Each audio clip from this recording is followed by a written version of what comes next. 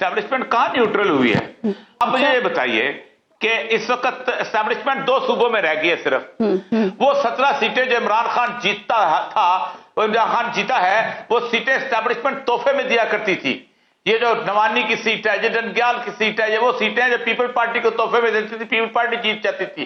अगर वो तोहफे में देती नून लीग को, नून लीग की हुकूमत बन जाती थी। वट्टू को देती थी, वट्टू की हुकूमत बन जाया करती थी। खत्म हो गया, आप सफाया हो गया। All out Hamza Shabab chief minister, chief election commissioner जो है उनके खिलाफ जो कहते हैं वो बहरहाल एस्टैब्लिशमेंट खिलाफ थी, कोई बिल्कुल गलत बात है, खिलाफ नहीं थी। ठीक, अब उसके बाद केपीके, फिर 7 सीटों के अंदर केपीके में उसमें आपने चुना, आपने इस्तीफे मंजूर करवाए।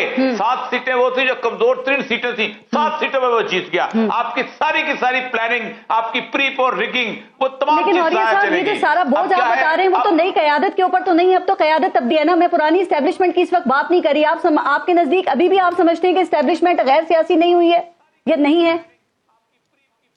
आप मुझे बताए, सूबों में रह गए हैं, एमक्यूएम को कौन जोड़ रहा है वहां पर? ये बाप पार्टी किसने बनाई थी, उसको वापस तोहफे में कौन दे रहा है? पीपल पार्टी को और जमीयत उलमा इस्लाम को। आप क्या समझते हैं बलूचिस्तान में अंधा हूं? मैंने 24 साल वहां गुजारे हैं। ये कौन कर रहा है? ये खुद बैठ रहे हैं। मैं आपको बलूचिस्तान के बच्चे के पास ले जाता हूं, 2018 में ये खुद नहीं बैठ रहे। और ये सब पीटीआई को कौन लेकर आया था? देखिए, बहस इस बात की पूरे पाकिस्तान में चलते चले आए हैं।